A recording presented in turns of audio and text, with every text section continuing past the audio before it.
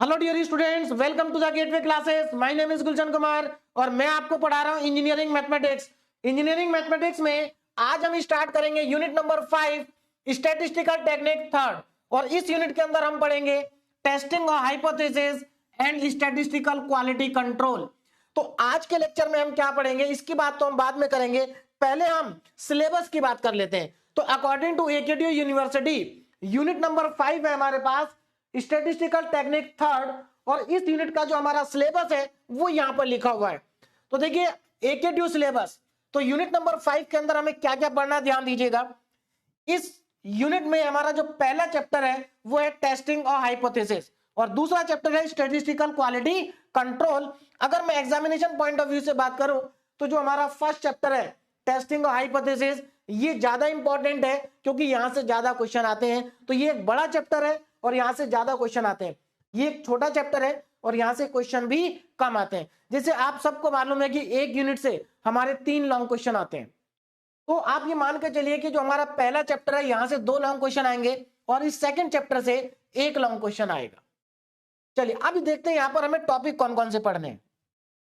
तो जो हमारा पहला चैप्टर है टेस्टिंग और हाइपोथेसिस, इसमें हम देखो क्या क्या पढ़ेंगे। Introduction of sampling theory. अब ये सैंपलिंग थ्योरी क्या है इसको हम आज ही कवर करेंगे। तो इंट्रोडक्शन ऑफ सैंपलिंग थ्योरी के अंदर हमें यहां पर क्या क्या पढ़ना ध्यान दीजिए। देखिए आज के लेक्चर का जो हमारा टारगेट है वो basic terms of hypothesis testing है। तो इसमें हम पहले पढ़ेंगे पॉपुलेशन, सैंपल और पैरामीटर एंड स्टैटिक्स।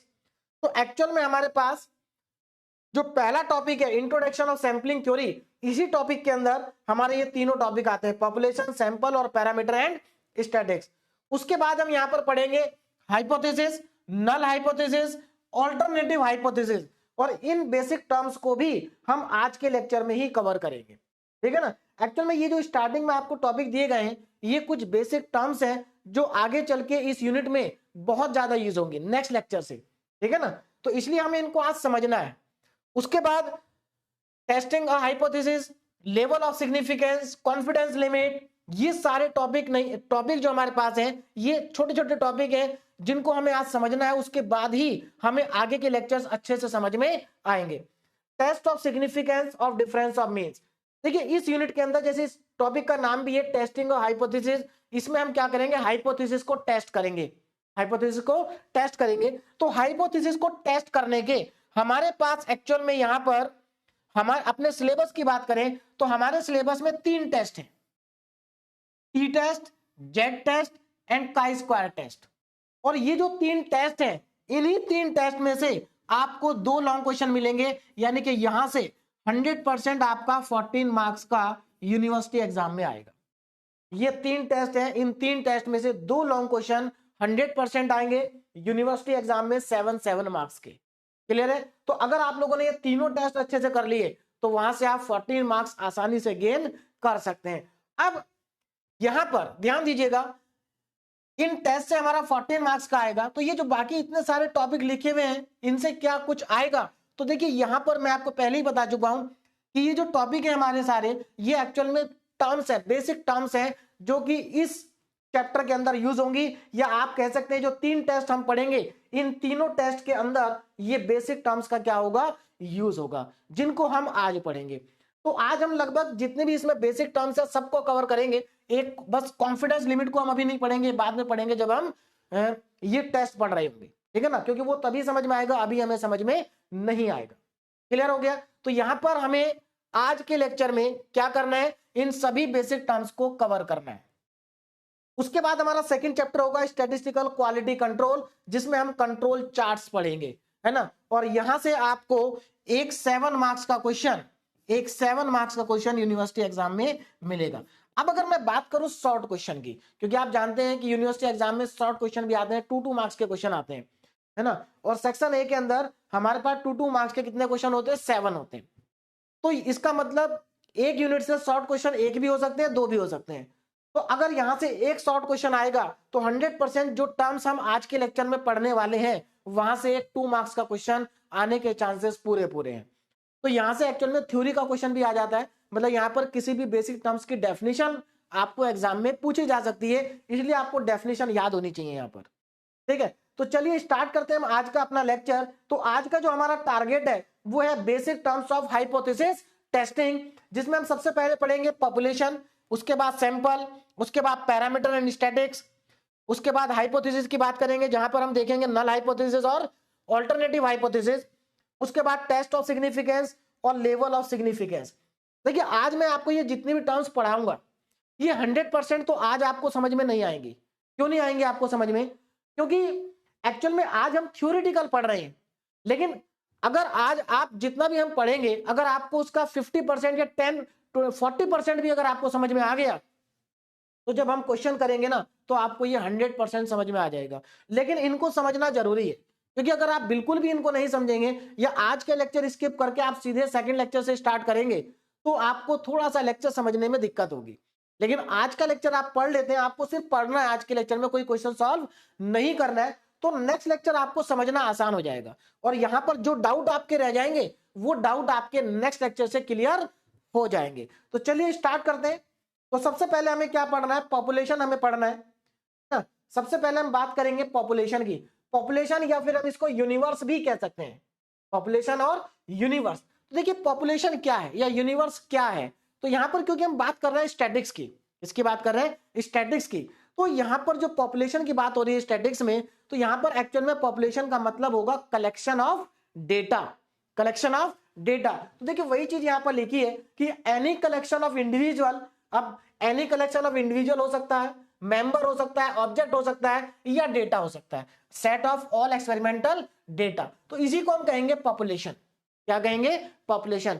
अब यहां पर आप जानते हैं क्योंकि यहां पर जो पॉपुलेशन का मतलब है नंबर ऑफ इंडिविजुअल या नंबर ऑफ मेंबर या नंबर ऑफ ऑब्जेक्ट या नंबर ऑफ डेटा, तो ये तो फाइनाइट भी हो सकता है और इनफाइनाइट भी हो सकता है। तो यहां पर जो हमारी पॉपुलेशन होगी, पॉपुलेशन में भी फाइनाइट और पॉपुलेशन में भी इनफाइनाइट। और फाइनाइट और इनफाइनाइट का मतलब आप बहुत अच्छे से समझते हैं क्योंकि ये दोनों ही वर्ड आप बहुत छोटी क्लास से पढ़ते आ रहे हैं, है ना। तो फाइनाइट का मतलब है जिसको हम काउंट कर सकें, काउंटेबल। मान लो हमारे पास कुछ ऑब्जेक्ट है, तो अगर वो ऑब्जेक्ट काउंटेबल है तो इसका मतलब पॉपुलेशन फाइनाइट हुई, और अगर वो अनकाउंटेबल है, उनको हम काउंट नहीं कर सकते, तो इसका मतलब इनफाइनाइट हो गई। अगर हम यहाँ पर बात करें कुछ एग्जाम्पल की, है ना, मान लीजिए आपके पास एक ग्रेप्स की एक बास्केट है, एक बास्केट में क्या है? ग्रेप्स है। तो उन ग्रेप्स को आप काउंट कर सकते हो, या एक बास्केट के अंदर आपके पास एप्पल है, उनको आप काउंट कर सकते हो, तो वो काउंटेबल है। यानी कि एक बास्केट के अंदर जो ग्रेप्स है या एप्पल है या कुछ भी है, तो वहां पर जो ग्रेप्स की एप्पल की जो पॉपुलेशन है वो फाइनाइट है। बात समझ में आ गई? क्योंकि हम उनको क्या कर सकते हैं? काउंट कर सकते हैं। अब यहीं पर अगर हम उन्हीं एप्पल और उन्हीं ग्रेप्स की बात करें, लेकिन हम बात करें कि जहां पर एप्पल का गार्डन है या ग्रेप्स का जो गार्डन है, उस पूरे गार्डन के अंदर कितने ग्रेप्स होंगे या कितने एप्पल होंगे या कोई और भी फ्रूट्स हो सकता है या कोई भी ऑब्जेक्ट हो सकता है, कितने होंगे, तो हम कहेंगे वो इनफाइनाइट है, क्योंकि उनको काउंट करना मतलब पॉसिबल नहीं है, बहुत डिफिकल्ट काम है उनको काउंट करना, तो वो अनकाउंटेबल हो जाएंगे, तो उसको हम क्या कहेंगे? इनफाइनाइट कहेंगे। बोलो बात समझ में आ गई? तो ये था हमारे पास पॉपुलेशन। पॉपुलेशन के बाद नेक्स्ट इंपॉर्टेंट वर्ड हमारे पास आता है सैंपल। और देखिए सैंपल बहुत ज्यादा इंपॉर्टेंट है, क्योंकि सैंपल का यूज हम इस पूरी यूनिट में करेंगे, है ना, सैंपल का भी और पॉपुलेशन का भी। तो आप समझते हैं कि सैंपल क्या है? देखिए सैंपल का मतलब आप पहले बेसिक तरीके से समझिए क्या होगा सैंपल का मतलब। जैसे मैंने अभी बात करी कि एक एप्पल की बास्केट है या एक ग्रेप्स की बास्केट है, कुछ भी हो। अब मान लीजिए आपको एक बास्केट खरीदनी है ग्रेप्स की, एक बास्केट आपको खरीदनी है ग्रेप्स की। तो जब आप उस बास्केट को खरीदेंगे या दुकान पे खरीदने जाएंगे या कहीं पर भी खरीदने जाएंगे, तो पहले क्योंकि आप ज्यादा ग्रेप्स खरीद रहे हैं, तो पहले आप चेक करेंगे कि वो ग्रेप्स मीठे भी है या नहीं। मतलब जो भी आपका पैरामीटर होगा उनको चेक करने का, उस तरह से आप चेक करेंगे भाई देखने में अच्छे हैं या नहीं है ना, टेस्ट उनका कैसा है, वो सब आप चेक करेंगे। तो अब आप चेक करने के लिए क्या करेंगे? मान लीजिए देखने में तो आपको अच्छे लग रहे हैं, तो लेकिन आप देख के ये तो उनका टेस्ट कैसा है वो तो नहीं बता सकते।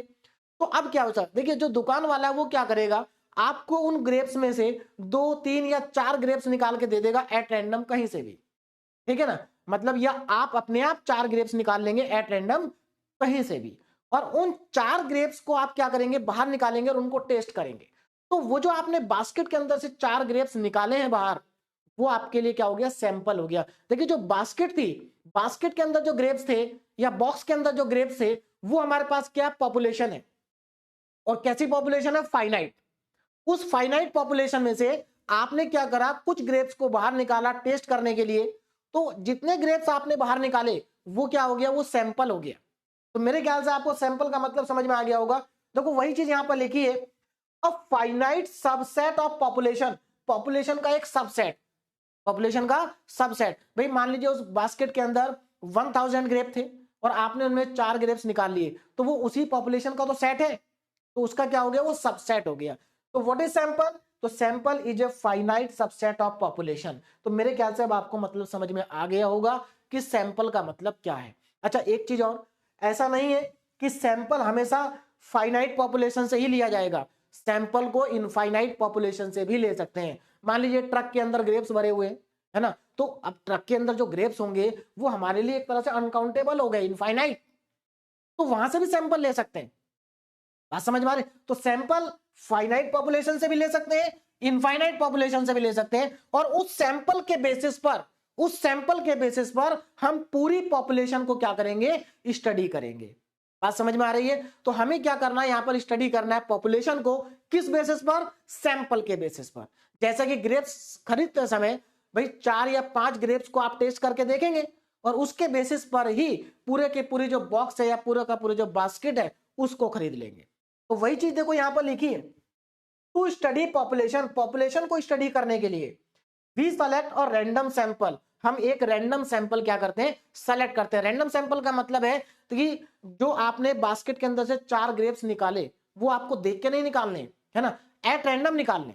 मतलब कहने का ये है कि उस बॉक्स के अंदर जितने भी ग्रेप्स हैं, सभी ग्रेप्स में से किसी भी ग्रेप्स के आने की, सभी ग्रेप्स के बाहर आने की प्रोबेबिलिटी क्या है, बराबर है। मतलब आप कोई भी रैंडमली, हम इससे पहले प्रोबेबिलिटी पढ़ चुके हैं, तो प्रोबेबिलिटी का मतलब होता है, मतलब रैंडम एक्सपेरिमेंट का मतलब है प्रोबेबिलिटी, यानी कि आप कोई भी 4 या 5 या जितने भी आप सेलेक्ट करना चाहते हैं उतने सेलेक्ट कर सकते हैं एट रैंडम। तो देखो वही चीज यहां पर लिखी है, to study population we select और रैंडम सैंपल, एक रैंडम सैंपल सेलेक्ट करेंगे इन सच ए वे, किस तरीके से सेलेक्ट करेंगे, in such a way that each member of population has equal chance to include in the sample, यानी कि उस बास्केट के अंदर जितने भी ग्रेप्स थे सबके बाहर आने, सैंपल में कोई भी आ सकता है, सबके आने के बराबर चांस है सैंपल में।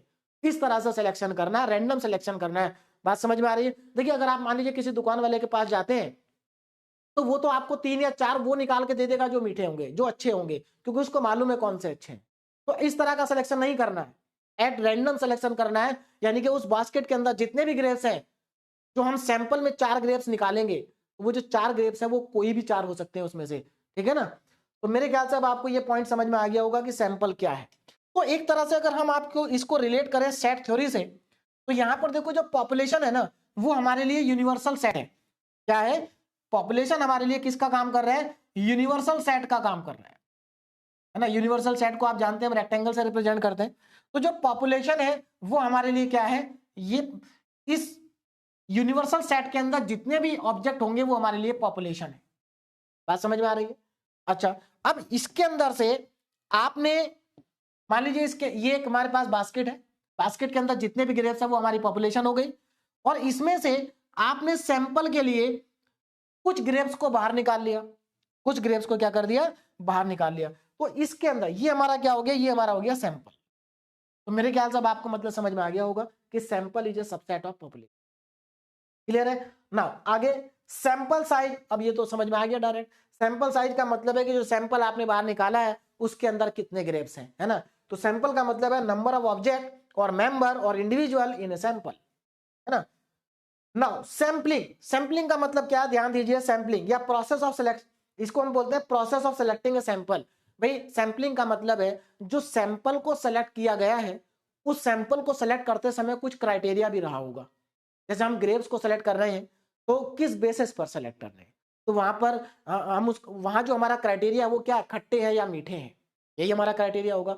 तो जब भी हम कोई सिलेक्शन करते हैं सैंपल का, तो उसको सेलेक्ट करने का जो प्रोसेस होता है उसको कहते हैं सैंपलिंग। क्या कहते हैं उसको, सैंपलिंग कहते हैं। तो मेरे ख्याल से ये छोटी छोटी टर्म्स थी जो आपको समझ में आ गई होंगी। तो यहां पर हमने 2 चीज पढ़ी, एक तो पॉपुलेशन और दूसरा सैंपल। अब अगर हमने ये 2 चीज पढ़ ली है तो अब हम यहां पर पढ़ेंगे parameter and statics. Parameter and statics, actual में पैरामीटर स्टैटिक्स है क्या, यहां पर हम देखेंगे symbol for population and sample. हमने जो यहां पर पॉपुलेशन और सैंपल की बात की है, तो पॉपुलेशन को मेजर करेंगे हम और सैंपल को भी मेजर करेंगे। बात समझ में आ रही?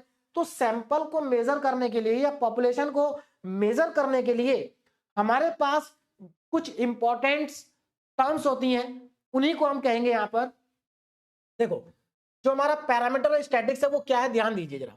Symbol for population and sample, यहां पर हम कुछ सैंपल सिंबल की बात करेंगे जो हम पॉपुलेशन के लिए यूज करेंगे और सैंपल के लिए यूज करेंगे। अब देखो यहां पर ध्यान देना जरा, पॉपुलेशन को देखिए, measure use for population, measure use for population, population को मेजर करने के लिए या पॉपुलेशन के लिए जो हम कुछ मेजर यूज करते हैं उनको हम कहते हैं पैरामीटर। क्या कहते हैं? पैरामीटर। या फिर हम सैंपल के लिए जो मेजर यूज करते हैं उनको हम कहते हैं स्टैटिक्स। अब यहां पर थोड़ा सा कंफ्यूजन हो सकता है आपको। स्टैटिक्स, देखिए स्टैटिक्स ठीक है, हम हमारी यूनिट है वो भी स्टैटिक्स, स्टैटिस्टिकल टेक्निक थर्ड है, लेकिन यहां पर हम बात कर रहे हैं, हम यहां पर बात कर रहे हैं कि जो हमारे पास पॉपुलेशन है, पॉपुलेशन को मेजर करने के लिए, पॉपुलेशन को जो मेजर करने के लिए हम टर्म्स यूज करेंगे उनको हम कहेंगे पैरामीटर, और सैंपल को मेजर करने के लिए जो टर्म हम यूज करेंगे उनको हम कहेंगे स्टैटिक्स। बात समझ में आ गई? देखो कंफ्यूजन नहीं होना चाहिए। पॉपुलेशन को मेजर करने के लिए जो हम टर्म यूज कर रहे हैं वो पैरामीटर होंगे, और सैंपल को मेजर करने के लिए जो टर्म यूज करेंगे उनको स्टैटिक कहेंगे। ये टेबल आपके लिए बहुत ज्यादा इंपॉर्टेंट है। क्यों इंपॉर्टेंट है? क्योंकि यहां पर जो मैं अभी बात कर रहा था, हमें 3 टेस्ट पढ़ने हैं और यहां से 14 मार्क्स का आएगा। इन तीनों ही टेस्ट में, इन तीनों ही टेस्ट में और इन तीनों टेस्ट के ही फॉर्मूलों में ये टर्म यूज होंगी, ये मेजर यूज होंगे। बात समझ में आ रही? तो यहां पर हमें एक्चुअल में पढ़ना है पैरामीटर क्या है, स्टैटिक्स क्या है। तो पैरामीटर क्या है? पैरामीटर्स वो मेजर है जो कि पॉपुलेशन को मेजर करने के लिए काम आते हैं, है ना, पॉपुलेशन को मेजर करने के लिए। और स्टैटिक्स, स्टैटिक्स क्या है? वो मेजर है जो सैंपल को मेजर करने के लिए काम में आते हैं। अब देखो कौन कौन से। सबसे पहले यहां पर बात कर रहे हैं पॉपुलेशन की, तो ये सब पैरामीटर कहलाते हैं और ये सब स्टैटिक्स कहलाते हैं। क्लियर हो गया? अब देखो यहां पर सबसे पहले बात कर लेते हैं मेजर यूज फॉर पॉपुलेशन। तो यहां पर हमारा पहला जो पैरामीटर है वो है पॉपुलेशन साइज। क्या है? Population size. तो पॉपुलेशन साइज को हम रिप्रेजेंट करते हैं कैपिटल एन से, कैपिटल एन। तो पॉपुलेशन साइज कैपिटल एन हो गया। अब यहां पर now measure use for sample, तो यहां पर जैसे पॉपुलेशन का साइज कैपिटल एन है तो यहां पर भी सैंपल का कुछ साइज होगा, तो सैंपल का साइज क्या होगा? Small N. देखो यहां पर कंफ्यूजन नहीं होना चाहिए किसी स्टूडेंट को, आप इसको याद रख सकते हैं आसानी से। देखो कैपिटल एन और स्मॉल एन, पॉपुलेशन, पॉपुलेशन का साइज क्या होता है? ज्यादा बड़ा होता है। तो यहां पर देखो कैपिटल लेटर का यूज हो रहा है, बड़ा एन यूज हो रहा है ना। तो पॉपुलेशन साइज कैपिटल एन से यूज करेंगे क्योंकि पॉपुलेशन का साइज बड़ा होता है। सैंपल साइज को स्मॉल एन से यूज करेंगे, आप इसको आसानी से याद रख सकते हैं क्योंकि सैंपल का साइज क्या होता है? छोटा होता है। क्लियर है? आगे देखो नेक्स्ट पैरामीटर है हमारे पास पॉपुलेशन मीन, जिसको हम रिप्रेजेंट करेंगे म्यू से। पॉपुलेशन मीन किससे रिप्रेजेंट करेंगे? म्यू से। और सैंपल मीन को रिप्रेजेंट करेंगे एक्स बार से। अब देखो यहां पर थोड़ा सा कंफ्यूजन स्टूडेंट को हो सकता है, वो पहले ही मैं आपको बता देता हूं। एक्चुअल में यूनिट नंबर 4 तक हम मीन के लिए म्यू को भी यूज करते थे, एक्स बार को भी यूज करते थे। यानी कि मीन के लिए आप चाहे म्यू लिखो या एक्स बार लिखो, एक ही बात होती थी। लेकिन इस यूनिट के अंदर, हाइपोथेसिस के अंदर, आप अगर म्यू का यूज कर रहे हैं तो इसका मतलब वो पॉपुलेशन मीन है, और अगर आप एक्स बार का यूज कर रहे हैं तो इसका मतलब वो सैंपल मीन है। तो देखिए यहां पर ध्यान रखना, यूनिट नंबर 5 में थोड़ी सी चीजें क्या हो गई हैं? चेंज हो गई हैं। आगे बढ़ते हैं। Population standard deviation, standard SD मतलब स्टैंडर्ड डेविएशन। तो पॉपुलेशन का जो स्टैंडर्ड डेविएशन है उसको हम रिप्रेजेंट करते हैं सिग्मा से, और यूनिट नंबर 4 तक हम स्टैंडर्ड डेविएशन को सिग्मा से ही रिप्रेजेंट करते थे। लेकिन यहां पर क्या हो गया? पॉपुलेशन का स्टैंडर्ड डेविएशन तो सिग्मा से यूज करेंगे, है ना, लेकिन सैंपल का जो स्टैंडर्ड डेविएशन होगा उसके लिए हम एस का यूज करेंगे। अब यहां पर एक चीज और मैं आपको क्लियर कर देता हूं कि कुछ बुक्स के अंदर जो पॉपुलेशन का स्टैंडर्ड डेविएशन होता है उसको कैपिटल एस से रिप्रेजेंट करते हैं, और जो सैंपल का स्टैंडर्ड डेविएशन होता है उसको स्मॉल एस से रिप्रेजेंट करते हैं। तो ऐसा भी होता है कई जगह पर, तो इस चीज का आपको ध्यान रखना है ना। लेकिन हम यहाँ पर सिग्मा का यूज करेंगे और यहाँ पर एस का यूज करेंगे। मेरे ख्याल से आपको मेरी बात समझ में आ गई होगी। आगे बढ़ते हैं। पॉपुलेशन वेरिएंस, क्योंकि जब स्टैंडर्ड डेविएशन सिग्मा है तो वेरिएंस क्या होगा? सिग्मा स्क्वायर होगा। यहां पर अगर स्टैंडर्ड डेविएशन ऐसे है तो ये क्या हो जाएगा, स्क्वायर हो जाएगा। और लास्ट में है पॉपुलेशन प्रोपोर्शन। तो पॉपुलेशन प्रोपोर्शन को हम कैपिटल पी से रिप्रेजेंट करते हैं और सैंपल प्रोपोर्शन को हम स्मॉल पी से रिप्रेजेंट करते हैं। तो ये जो टेबल है, ये टेबल आपके लिए बहुत ज्यादा इंपॉर्टेंट है, क्योंकि आगे के आने वाले लेक्चर्स में ये सभी टर्म्स का यूज होगा। क्लियर हो गया? तो इनको आप अच्छे से ध्यान रखिए, क्योंकि इनका हम यूज करेंगे नेक्स्ट लेक्चर में। आगे बढ़ते हैं नेक्स्ट टॉपिक की तरफ। नाउ हाइपोथेसिस की बात कर लेते हैं। हाइपोथेसिस कहे या स्टैटिस्टिकल हाइपोथेसिस कहे, बात एक ही है। What is hypothesis? क्योंकि यहां पर हमारा टॉपिक का नाम ही है टेस्टिंग और हाइपोथेसिस। हमें हाइपोथेसिस को टेस्ट करना है, तो पहले ये समझ लेते हैं कि व्हाट इज हाइपोथेसिस। देखिए, हाइपोथेसिस का मतलब ही होता है अजम्पशन, है ना। तो हाइपोथेसिस क्या है? assumptions required to make decision about population on the basis of sample information। देखिए, हमें क्या करना है, जो पॉपुलेशन है हमारी, उसके बारे में हमें डिसीजन लेना है। जैसे हमारे पास एक बास्केट है ग्रेप्स की, तो उसके बारे में हमें क्या करना है, डिसीजन लेना है। किस बेसिस पर लेना है? सैंपल के बेसिस पर। भाई, आपने जो उसमें से सैंपल के लिए कुछ ग्रेप्स निकाले हैं, उन सैंपल का टेस्ट करेंगे, और इसका मतलब सैंपल से जो आपको इंफॉर्मेशन मिलेगी, उस इंफॉर्मेशन के बेसिस पर आप क्या करेंगे, टेस्ट करेंगे पॉपुलेशन का, डिसीजन लेंगे पॉपुलेशन के बारे में। तो देखो, वही चीज लिखा है, assumptions required to make decision about population। आपको क्या करना है, पॉपुलेशन के बारे में डिसीजन लेना है। किस बेसिस पर लेना है? सैंपल इंफॉर्मेशन की बेसिस पर लेना। आपको जो सैंपल से इंफॉर्मेशन मिली है, उस इंफॉर्मेशन के बेसिस पर आपको पॉपुलेशन के बारे में क्या लेना है, डिसीजन लेना है। तो अब इसके लिए क्या करना पड़ेगा, आपको कुछ अजम्पशन माननी पड़ेंगी। तो वही चीज यहां पर लिखिए कि assumption required to make decision. तो डिसीजन लेने के लिए जो हम अजम्पशन एज्यूम करेंगे, उसी को हम क्या कहेंगे, हाइपोथेसिस कहेंगे। जैसे फॉर एग्जांपल, जैसे आप ग्रेप्स खरीदने जाते हैं, तो जो दुकान वाला होगा वो तो कहेगा भाई ये ग्रेप्स क्या है, बहुत मीठे हैं, है ना। तो आप क्या करेंगे, उसने कहा मीठे हैं, तो आप मान लेंगे मीठे हैं, ठीक है ना, कि ठीक है मीठे हैं, यानी कि इट इज ट्रू, जो कह रहा है वो ट्रू है। लेकिन फिर भी हम क्या करेंगे, उसको टेस्ट करेंगे। बात समझ में आ रही है? उसको क्या करेंगे, टेस्ट करेंगे। तो यहां पर एक्चुअल में हाइपोथेसिस क्या है, अजम्पशन है। Assumption required to make decision about population on the base of sample information. Next lecture में जब हम क्वेश्चन करेंगे ना, तो हमारा जो हर क्वेश्चन का पहला स्टेप होगा वो यही होगा कि हमें वहां पर हाइपोथेसिस लिखनी होगी। तो अगर अभी आपको इसमें कोई कंफ्यूजन रह गया, तो जब हम नेक्स्ट लेक्चर में इसको पढ़ेंगे तो वो कंफ्यूजन एकदम क्लियर हो जाएगा। बात समझ में आ गई? अब आगे देखो, अब ये जो हमारी हाइपोथेसिस, जो अजम्पशन हमने मानी है, जो अजम्पशन हमने जो अजम्पशन यहां पर हमने ली है, अजम्पशन है तो मानना क्या, अजम्पशन जो हमने यहां पर ली है, अब उस अजम्पशन का हम क्या करेंगे, टेस्ट करेंगे। यानी कि जो हाइपोथेसिस हमने लिया है उसको हम टेस्ट करेंगे, टेस्ट ऑफ हाइपोथेसिस। अब टेस्ट करने से क्या होगा, देखिए, deciding hypothesis to be accepted और रिजेक्टेड। हम टेस्ट क्यों करेंगे भाई? टेस्ट इसलिए करेंगे कि जो हाइपोथेसिस है, हाइपोथेसिस मतलब जो हमने एज्यूम कर लिया है कि वो कैसे हैं, ग्रेप्स मीठे हैं, है ना, या खट्टे हैं, जो भी हमने एज्यूम कर लिया है, ठीक है ना, उसको हम क्या करेंगे, टेस्ट करेंगे, और टेस्ट करके डिसाइड करेंगे कि उसको एक्सेप्ट करना है या रिजेक्ट करना है, लेना है या नहीं लेना है।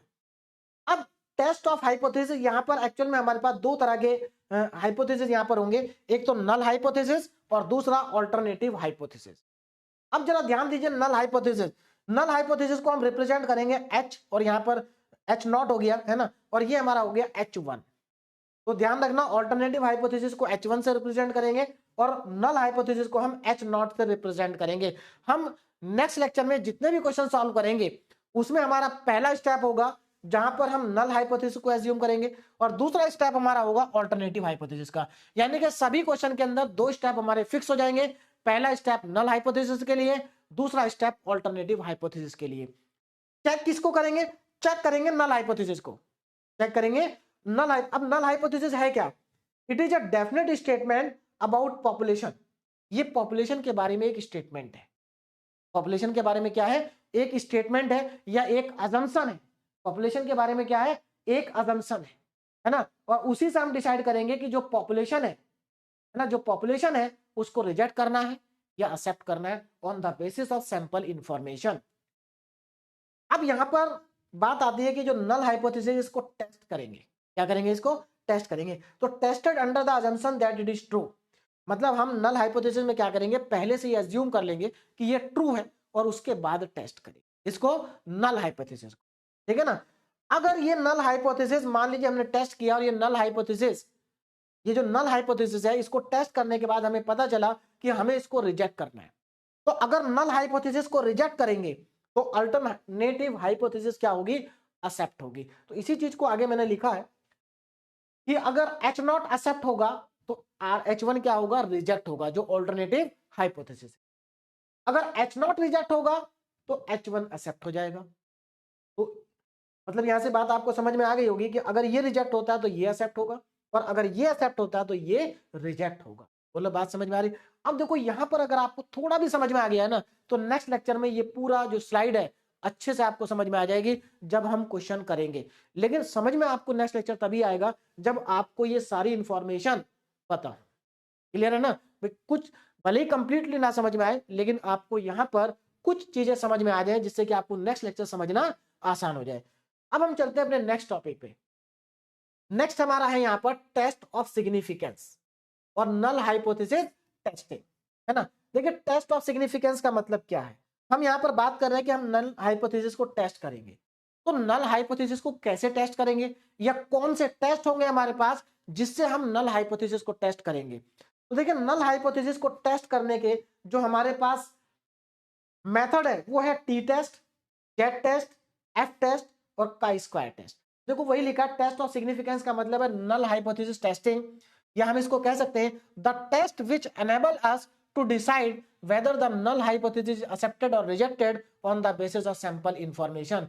तो टेस्ट ऑफ सिग्निफिकेंस का मतलब यही है कि वो टेस्ट जिनके बेसिस पर हम नल डिसाइड करेंगे कि नल हाइपोथेसिस को एक्सेप्ट करना है या रिजेक्ट करना है on the basis of sample information. तो यहां पर नल हाइपोथेसिस को टेस्ट करने के लिए जो हमारे पास टेस्ट है वो ये टेस्ट है, T test, Z test, F test और काई स्क्वायर टेस्ट। लेकिन अगर मैं बात करूं अपने सिलेबस की, तो हमारे सिलेबस में टी टेस्ट है, जेड टेस्ट है और काई स्क्वायर टेस्ट। अच्छा एक और इंपॉर्टेंट बात, जो हमारा लास्ट ईयर का सिलेबस था, क्योंकि आप जानते हैं कि हमारा जो सिलेबस इस बार चेंज हुआ है, हमारा सिलेबस इस बार चेंज हुआ है। तो लास्ट ईयर का जो सिलेबस था उसमें एफ टेस्ट था, जेड टेस्ट नहीं था। इस बार जेड टेस्ट है, एफ टेस्ट नहीं है। तो इस चीज का आप ध्यान रखना कि यहां पर इस बार इस यूनिट में एक टेस्ट इंक्लूड हुआ है जेड टेस्ट, और एक टेस्ट हटा है यहां से एफ टेस्ट। इसके अलावा एक और टॉपिक था लास्ट ईयर अनोवा, तो इस बार अनोवा भी नहीं है आपके सिलेबस में। तो यूनिट नंबर 5 से 2 टॉपिक हटे हैं और एक टॉपिक ऐड हुआ है। इस चीज को आप नोट कर लेना, है ना, क्योंकि ऐसा ना हो कि आप लोग एफ टेस्ट पढ़ लें और जेड टेस्ट को ना पढ़ें। अब हम आगे चलते हैं ना। लास्ट टॉपिक हमारा लेवल ऑफ सिग्निफिकेंस, आज का last topic level of significance. अब ये लेवल ऑफ सिग्निफिकेंस क्या है इसको भी समझ लेते हैं। देखिए एक्चुअल में हम यहां पर बात कर रहे थे test of significance. Test of significance मतलब नल हाइपोथेसिस को टेस्ट करने के लिए जो हमारे पास टेस्ट होते हैं उनको हम कहते हैं टेस्ट ऑफ सिग्निफिकेंस। तो ये हमारे क्या है, चारों के चारों टेस्ट ऑफ सिग्निफिकेंस है। अब यहां पर थोड़ा सा ध्यान से समझिए, ये जो हमारे पास चारों टेस्ट है टेस्ट ऑफ सिग्निफिकेंस, अब हमारे पास जो हाइपोथेसिस है उसको एक्सेप्ट करना है या रिजेक्ट करना है। तो टेस्ट से कैसे पता चलेगा, भाई आपने टेस्ट तो कर लिया, लेकिन अब कोई टेस्ट में कोई ऐसी वैल्यू या ऐसा कोई प्रोबेबिलिटी भी तो होनी चाहिए कि भाई इतना होगा तो हम उसको एक्सेप्ट करेंगे और इतना होगा तो हम उसको रिजेक्ट करेंगे। तो उसी को हम कहते हैं level of significance. Level of significance का मतलब है कि किसी भी हाइपोथेसिस को हम कब एक्सेप्ट करेंगे और कब रिजेक्ट करेंगे। तो देखो क्या लिखा है यहाँ पर, the value of probability above which we do not reject null hypothesis. मतलब क्या है इसका, the value of probability above which we do not reject null hypothesis, मतलब प्रोबेबिलिटी की ऐसी वैल्यू जिसके बाद हम उसको रिजेक्ट नहीं कर सकते, है ना, उसको हम क्या कहते हैं, लेवल ऑफ सिग्निफिकेंस कहते हैं। और usually level of significance in testing hypothesis are 5% and 1%। तो जो लेवल ऑफ सिग्निफिकेंस होता है वो 5% या 1% होता है। इनका मतलब क्या है वो मैं अभी आपको समझा देता हूं। एक और इंपॉर्टेंट बात यहां पर पहले ध्यान दीजिएगा, अगर हमें क्वेश्चन में नहीं दिया है कि लेवल ऑफ सिग्निफिकेंस कितना लेना है, तो आप बाय डिफॉल्ट 5% लेंगे। आप कितना लेंगे, बाय डिफॉल्ट आप लेवल ऑफ सिग्निफिकेंस को 5% लेंगे। तो बाय डिफॉल्ट कितना लेंगे, 5% लेवल ऑफ सिग्निफिकेंस। अब यहां पर इसका मतलब समझते हैं कि लेवल ऑफ सिग्निफिकेंस का मतलब क्या है, जिसको हम रिप्रेजेंट करते हैं अल्फा से। तो अल्फा बाय डिफॉल्ट हम कितना लेंगे, 5% लेंगे। वैसे 1% क्वेश्चन में 1% भी दिया हो सकता है, लेकिन मैक्सिमम जगह पर क्या होगा, 5% होगा। अब इसका देखिए मतलब समझिए, यहां पर लिखा है the value of probability above which we do not reject the null hypothesis, है ना। प्रोबेबिलिटी देखो, ये मैंने यहाँ पर जो डायग्राम बनाया लास्ट यूनिट नंबर 4 का जो हमारा लास्ट टॉपिक था नॉर्मल डिस्ट्रीब्यूशन, वहां पर हम इसके बारे में डिटेल में पढ़ चुके हैं, है ना। ये हमारे पास क्या है, एक प्रोबेबिलिटी फंक्शन का ग्राफ है। प्रोबेबिलिटी फंक्शन का क्या है, ग्राफ है। अब यहां पर ध्यान देना क्या कहा गया, the value of probability above which we do not reject the null hypothesis. देखो मान लेते हैं हमारे पास, देखिए ध्यान दीजिए, यहां तक का रीजन और इधर यहां से ले, देखो अब जरा ध्यान से देखो, ये हमारे पास प्रोबेबिलिटी डिस्ट्रीब्यूशन का कर्व है ना। इस कर्व के नीचे का एरिया कितना होता है, 1%, या इस कर्व के नीचे का जो एरिया होता है वो प्रोबेबिलिटी को रिप्रेजेंट करता है। किसको रिप्रेजेंट करता है, प्रोबेबिलिटी को। अगर मैं यहां पर मान लूं कि हमारे पास लेवल ऑफ सिग्निफिकेंस अगर 5% है, कितना है, 5%, तो लेवल ऑफ सिग्निफिकेंस का मतलब है, लेवल ऑफ सिग्निफिकेंस का यहां पर मतलब समझिए कि 5% मतलब अगर आप 5% को प्रोबेबिलिटी में कन्वर्ट कर देंगे तो 100 से डिवाइड करेंगे तो 0.05 प्रोबेबिलिटी आ गई। इसका मतलब ये हुआ कि अगर आपका जो जो टेस्ट किया है, जो हमने टेस्ट किया है, वहां पर अगर प्रोबेबिलिटी की वैल्यू 0.05 से ज्यादा आ जाती है, मान लीजिए यहां पर 0.05 है, अगर इससे ज्यादा आ जाती है तो आप उस हाइपोथेसिस को रिजेक्ट नहीं कर सकते, उस हाइपोथेसिस को आप रिजेक्ट नहीं कर सकते। बात समझ में आ रही। इसका मतलब ये वाला जो हमारा रीजन हो गया लेफ्ट वाला, ये जो मेरे पास रीजन आ गया, ये वो रीजन है जहां पर हम रिजेक्ट कर सकते हैं। यानी कि अगर प्रोबेबिलिटी 0.05 से कम हुई तो हम उसको रिजेक्ट कर सकते हैं, है ना। और दोनों तरफ देखना पड़ेगा, इधर भी देखेंगे। तो इसका मतलब ये जो दोनों रीजन मैंने शेड किए हैं, ये कौन से रीजन है, ये हमारे पास है region of rejection, region of rejection. यानी कि टेस्ट करने के बाद अगर हमारी प्रोबेबिलिटी इस रीजन में आ जाती है, इस रीजन में अगर आ जाती है तो हम उसको क्या कर देंगे, रिजेक्ट कर देंगे नल हाइपोथेसिस को। बात समझ में आ रही। तो ये क्या हो गया हमारा रीजन ऑफ रिजेक्शन, और ये भी क्या हो गया हमारा रीजन ऑफ रिजेक्शन। तो ये हमारे पास है रीजन ऑफ रिजेक्शन। बोलो बात समझ में आ गई, रीजन ऑफ रिजेक्शन। उसके बाद आप जरा ध्यान दीजिए, यहां पर नेक्स्ट इंपॉर्टेंट चीज जो है, अगर हमारी जो प्रोबेबिलिटी है अगर इस बीच वाले एरिया में आती है ना, यानी कि अगर लेवल ऑफ सिग्निफिकेंस हमारा इस रीजन में आता है तो हम उस हाइपोथेसिस को अब रिजेक्ट नहीं कर सकते। तो ये वो रीजन है जहां पर, इसको मैं सेट नहीं कर रहा हूं, है ना, ये वो रीजन है जहां पर हम रिजेक्ट नहीं कर सकते। तो यहां पर हमारा क्या होगा एक्चुअल में, यहां पर हमारा जो H0 है, नल हाइपोथेसिस है, H0 इज एक्सेप्टेड। तो यहां पर नल हाइपोथेसिस क्या होगा, एक्सेप्ट होगा। और यहां पर जो रीजन ऑफ रिजेक्शन है, यहां पर जो H0 है, H0 इज नॉट एक्सेप्टेड। यहां पर H0 एक्सेप्टेड नहीं होगा। बोलो बात समझ में आ रही है। यहां पर भी हमारा H0 क्या है, एक्सेप्टेड नहीं होगा।